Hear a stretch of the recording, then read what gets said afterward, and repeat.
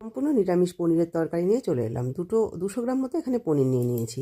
আর এদিকে একটা মশলা রেডি করে নিচ্ছি, কাঁচা লঙ্কা, পোস্ত, কাজু আর চালমগজ মিহি একটা পেস্ট তৈরি করে নিয়েছি। আর এদিকে কড়াইতে তেল গরম করে পনিরটাকেও ভেজে ঈষদুষ্ণ গরম জলের মধ্যে আমি ডুবিয়ে রেখে দিলাম। সেই তেলের মধ্যে আমি ফোড়ন দিয়ে দিলাম জিরে আর শুকনো লঙ্কা, দিয়ে দিয়েছি কড়াইশুঁটি, ক্যাপসিকাম। একটু ভাজা ভাজা হলে এর মধ্যে কসুরি মেথি দিও আর একটু নাড়াচাড়া করে নেওয়ার পরে এর মধ্যে একটা টমেটো পেস্ট দিয়ে দিলাম। এবার অল্প করে একটু জল দিয়ে এর মধ্যে গুঁড়ো মশলা, নুন, হলুদ দিয়ে দিচ্ছি, একটু লঙ্কার গুঁড়ো আর দিয়ে দিচ্ছি কিছুটা ভাজা মশলা। ব্যাস মশলাটাকে খুব ভালো করে কষিয়ে নেওয়ার পরে একটুখানি চিনিও অ্যাড করে দিলাম।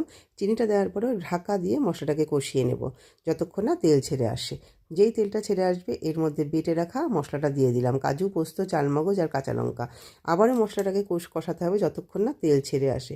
খুব ভালো করে যেই কষানো হয়ে যাবে এবার ভেজানো পনিরটা দিয়ে দিলাম জল সমেত। মিনিট 5 ঢাকা দিয়ে রান্না করলেই আমাদের নিরামিষ পনিরের তরকারি একদম রেডি। কেমন লাগলো রেসিপিটা অবশ্যই জানিও।